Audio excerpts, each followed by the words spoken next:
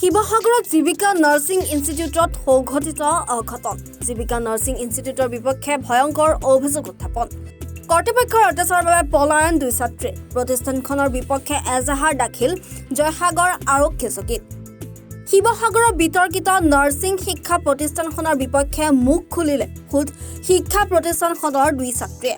এবছৰ ধৰি নাৰ্ছিং প্ৰতিষ্ঠানখনত অধ্যয়নৰত অৱস্থাত আছিল ছাত্ৰী দুগৰাকী ছাত্ৰী দুগৰাকীৰ বহুকেইটা অভিযোগ প্ৰতিষ্ঠানখনৰ বিপক্ষে মানসিকভাৱে অত্যাচাৰ চলোৱা প্ৰতিষ্ঠানখনৰ কৰ্তৃপক্ষই খোৱা পানী সুব্যৱস্থা প্ৰদান নকৰা অস্বাস্থ্যকৰ খাদ্য প্ৰদান পইচা বিচাৰি হেঁচা প্ৰদান কৰাৰো অভিযোগ আছে জীৱিকা নাৰ্ছিং ইনষ্টিটিউটৰ পৰিচালনাৰ দায়িত্বত থকা পদ্মা চুলাধৰা ৰূপালী দত্ত ৰিংকু চুলাধৰা সুনু চুলাধৰাৰ লগতে নাৰ্ছিং শিক্ষা প্ৰতিষ্ঠানখনৰ সকলো কৰ্তৃপক্ষৰ বিৰুদ্ধে এজাহাৰ দাখিল কৰিছে ছাত্ৰী দুগৰাকীয়ে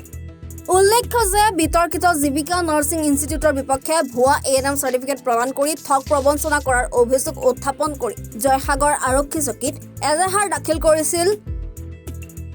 নিতুল আলী নামৰ অভিভাৱকজনে জুলাই 31 তাৰিখে ইয়াত এডমিশ্যন লৈছিলোঁ জীৱিকা নাৰ্ছিং ইনষ্টিটিউটত আজি আমি হোষ্টেলৰ পৰা পলাই আহিবলৈ বাধ্য হৈছোঁ আমাক মানসিকভাৱে অত্যাচাৰ কৰা হৈছে আমাক খোৱা খাদ্যৰ পৰা আদি কৰি আমাৰ পানী আমাৰ পঢ়া আনকি চব এভৰিথিং আমাক মেণ্টেলি টৰ্চাৰ কৰি এভৰিথিং কথাত মানে টৰ্চাৰ কৰে আমাক ভালকৈ খানা নিদিয়ে পানী আজি এবছৰ দিনে আজিলৈকে ঠিক কৰা নাই একুৱাগাৰ্ডৰ পানী অত দিনে লেতেৰা তেনেকেই আমি কৰি আছোঁ আমাৰ আকৌ আমি ইমান কষ্ট কৰি পঢ়াইছে ইমান কৰি পঢ়াইছে আমি আজি ষ্টেপ ল'বলৈ বাধ্য হ'লোঁ প্ৰতিটো কথাতে ঘৰৰ মানুহে বিষয়ে ক'ব ঘৰৰ মানুহে যদি কথা পাতিবলৈ আহে ঘৰৰ মানুহে মিটিং দিবলৈ আহে তেতিয়াও আমাক কথা শুনায় তেতিয়াও কৰে এতিয়া আমি শাৰীৰিক কষ্টটোৰ বিষয়ে ক'ব পাৰিম আমি আমুকত দুপাইছোঁ মানসিকভাৱে টৰ্চাৰ কৰিলে আমি কম কেনেকৈ আৰু মই জীৱিকা নাৰ্ছিং ইনষ্টিটিউটত এডমিশ্যন লৈছিলোঁ প্ৰায় যোৱা বছৰ জুনৰ 12 তাৰিখে আৰু তাৰ 4 মাহৰ পাছৰ পৰা আমাক বহুত অত্যাচাৰ কৰা হৈছে হোষ্টেলত খোৱা পানীও ভাল নহয় আমাক খাব বলৈও বহুত প্ৰব্লেম হয় আমি কেইবাবাৰো ঘৰৰ মানুহকোতো কৈছোঁ লগতে বাৰু এমডিকো কৈছোঁ সিহঁতি কোনো মানে ব্যৱস্থাই কৰি নিদিয়ে ওপৰত আমাক মেণ্টেলি টৰ্চাৰ দিয়ে পইচা লৈ ডিমাণ্ড কৰে এনেকুৱা বহুতো কথা কৈ দিয়ে আমাক ঘৰৰ মানুহক ফুচলাই থৈ দিয়ে উল্টাই আমাক বহুত টৰ্চাৰ কৰে এইবুলিও কয় যে ঘৰৰ মানুহক পুলিচত দি দিম পইচা নিদিলে এইটো কৰি দিম ক্লাছ কৰিব নিদিম আনকি ভালকৈ নিজৰ ৰুমত শুবও নোৱাৰোঁ দৰ্জা ঢকিয়াই ফোনলৈ বহুত কথা শুনোৱাই ফোন লৈ ইটো নকৰিবি সিটো নকৰিবি ঢেৰ কিবা কিবি কৰে সাধাৰণ সৰু কথাত আমাক বহুত কষ্ট দিয়ে আৰু আমি এইটো বহুত কষ্ট পাই আছোঁ আৰু লগতে পইচাও বহুত ডকাইতি কৰি আছে আজি আমি ওলাই আহিবলগীয়া এনেকুৱা পৰিস্থিতি হৈ গৈছে অকল হেঁতৰ টৰ্চাৰৰ কাৰণে এতিয়া তোমালোকে কি বিচাৰা আমাক উচিত শাস্তি দিয়ক আৰু আমাক ন্যায় লাগে সেইটো কৰে তেতিয়া মানে কি আমি আহোঁ ইয়াত আহি পেলানি সুধিবলৈ কওঁতে বোলে নহয় সিহঁতি এনেকুৱা বাকী কিছুমান ছোৱালীৰ দেখুৱাই পেলানি আমাক কৰি মেলি পঠিয়াই দিয়ে তেতিয়া আমি কওঁ যে বাইদেউ আপোনালোকে এটা কাম কৰক আমাক ষ্টুডেণ্টৰ লগত লৈ মিটিং এখন দিয়ক আমি ষ্টুডেণ্টক সুধোঁ কি কষ্ট পাইছে কি নাই পোৱা তেতিয়া বাইদেউহঁতে কয় আমাৰ তেনেকুৱা কোনো নাই আমাৰ ষ্টুডেণ্টক লৈ মিটিং পাতিব আমি নোৱাৰোঁ আমাৰ সেইটো কোনো অৰ্ডাৰ নাই তেনেকুৱা গতিকে আমি এনেকৈ কৰি মেলি পঠিয়াই দিয়ে তাৰপিছত আমি আমাৰ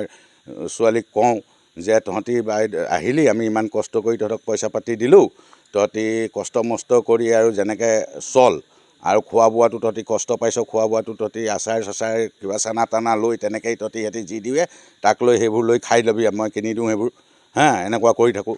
তাৰপিছত সিহঁতি মোবাইল লৈ টৰ্চাৰ কিবা লৈ টৰ্চাৰ পইচা হ'লে আমাৰ গাৰ্জেনক ক'ব লাগে কি পইচা লাগে সিহঁতক পইচা লৈ টৰ্চাৰ কৰে ষ্টুডেণ্টেতো পইচা নিদিয়ে ন গাৰ্জেণ্টেহে দিব গাৰ্জেণ্টে টৰ্চাৰ নকৰি পেলাই ষ্টুডেণ্টক পইচা লৈ বিষয়ে টৰ্চাৰ কৰি থাকে এনেকুৱাবোৰ বহুত প্ৰব্লেম কৰি থাকে শিৱসাগৰৰ পৰা মণি গগৈ ৰিপৰ্ট এনি ভাৰত 24